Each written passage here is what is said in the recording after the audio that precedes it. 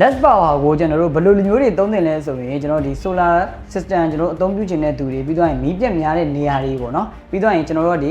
Wi-Fi စနစ်နဲ့ကျွန်တော်တို့အသုံးပြုခြင်းတဲ့သူတွေအဲ့ဒီသူတွေအတွက်ကကျွန်တော်တို့ကဒီ inverter လေးရသုံးသင့်ပါတယ်ခင်ဗျဒီ inverter ရဲ့ကျွန်တော်တို့ထူးခြားချက်ရှိတယ်ပေါ့နော်တခြား inverter နဲ့ကျွန်တော်တို့မတူဘူးဒီနေ့မှာအရန်မိုက်တဲ့ inverter လေးနဲ့ကျွန်တော် main set မယ်အဲ့ဒါကကျွန်တော်ဒီ less power လို့ခေါ်တဲ့ဒီ6 kW inverter ပါခင်ဗျကျွန်တော်တို့ inverter ကကျွန်တော်ဒီ hybrid inverter ဖြစ်တဲ့ပုံမှာကျွန်တော်ဒီ solar ရော battery ရော EV ရောကျွန်တော်3မျိုးသုံးကျွန်တော်သုံးလို့ရမှာဖြစ်တယ် output power က6000 watt ပါတော့ကျွန်တော်ဒီအိမ်သုံးမှာကျွန်တော်ဒီ aircon တွေ TV တွေ lighting တွေကျွန်တော်ဒီ G motor တွေကိုကျွန်တော်တို့ကတကြိုင်နဲ့သုံးလို့ရမှာပဲဖြစ်ပါတယ်ခင်ဗျဆိုင်တွေ office တွေအတွက်လည်းကျွန်တော်တို့လုံလောက်တယ်ပေါ့နော် MPPT controller အားကောင်းတဲ့ပုံမှာကျွန်တော်ဒီ MPPT body rate ကကျွန်တော်120ကနေပြီးတော့385 VDC ကျွန်တော်တို့ရတယ်ပြီးတော့ကျွန်တော်ဒီ two swing ဖြစ်တဲ့ပုံမှာကျွန်တော်တို့ solar panel တွေကိုစိတ်ကြိုက်ကျွန်တော်အသုံးပြုလို့ရမှာဖြစ်ပြီးတော့မနက်ကနေညနေအထိကိုကျွန်တော်တို့က solar power ကောင်းကောင်းနဲ့ကျွန်တော်အသုံးပြုလို့ရမှာပဲဖြစ်ပါတယ်ခင်ဗျနောက်တစ်ခုရှိသေးတယ်ကျွန်တော်တို့ဒီ battery ပေါ့နော် battery လည်းသူကမရွေးဘူးဥပမာပြောအောင်ဆိုကျွန်တော်ဒီ lead acid battery တွေကျွန်တော်ပြောရင် lithium တွေ lipo 4တွေကိုလည်းကျွန်တော်တို့စိတ်ကြိုက်အသုံးပြုလို့ရမှာပဲဖြစ်ပါတယ်ခင်ဗျကျွန်တော်တို့ဒီ charging ampere လည်းကြီးတယ်ကျွန်တော် maximum charging ampere ကကျွန်တော်ဒီ140 ampere လေးကျွန်တော်တို့ပေးသုံးထားတယ်ပေါ့နော်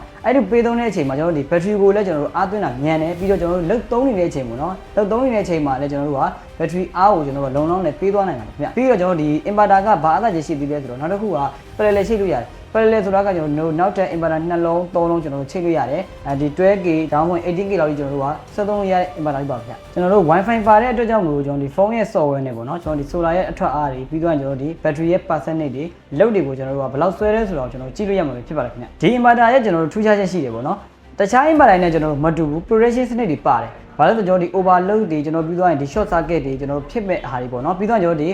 EPC ကနေကျွန်တော်တို့အဝင် voltage တွေနဲတာတွေညားတာတွေအဲ့ဒီအတွက်ကိုကျွန်တော်တို့က protection လုပ်ပေးပါတယ်ခင်ဗျအပူဒဏ်ကိုလည်းကျွန်တော်တို့ဒီ0 degree ကနေပြီးတော့50 degree ဆိုတော့ကျွန်တော်တို့လိုမြန်မာနိုင်ငံမှာနေတဲ့သူတွေအတွက်ကကျွန်တော်တို့ဒီအပူချိန်နဲ့ပြောရမယ်ဆိုတော့ကျွန်တော်တို့အရန်အောင်မှာအဆင်ပြေတဲ့ inverter လေးပဲဖြစ်ပါတယ်ခင်ဗျ less power ကိုကျွန်တော်တို့ဘယ်လိုလိုမျိုးတွေသုံးသင့်လဲဆိုရင်ကျွန်တော်ဒီ solar system ကျွန်တော်တို့အသုံးပြုခြင်းတဲ့သူတွေပြီးတော့ရင်မီးပြတ်များတဲ့နေရာတွေပေါ့နော်ပြီးတော့ရင်ကျွန်တော်တို့ကဒီ Wi-Fi စနစ်နဲ့ကျွန်တော်တို့အသုံးပြုခြင်းတဲ့သူတွေအဲ့ဒီသူတွေအတွက်ကကျွန်တော်တို့ကဒီ inverter လေးရသုံးသင့်ပါတယ်ဗျဒီကောင်လေးကကျွန်တော်ဈေးနှုန်းကိုပြပြရမယ်အရင်တော့ဆိုကျွန်တော်ဒါ19သိန်း5000နဲ့ရောင်းတယ်ဗျအခုဒီမဲ့ဆိုရင်ကျွန်တော်တို့16သိန်း5000နဲ့ရမှာဖြစ်တယ် running ကကျွန်တော်တို့2 year ပေးကြပါတယ်ခင်ဗျအဲ့တော့ဒီကောင်လေးကိုလိုချင်နေဆိုရင်ကျွန်တော်တို့ Power Electronic ကိုလာရောက်ပါပြီးအပေးဖို့ဖိတ်ခေါ်တယ်ခင်ဗျကျွန်တော်ကတော့ Power Electronic ကကြော်ကြီးပါခင်ဗျ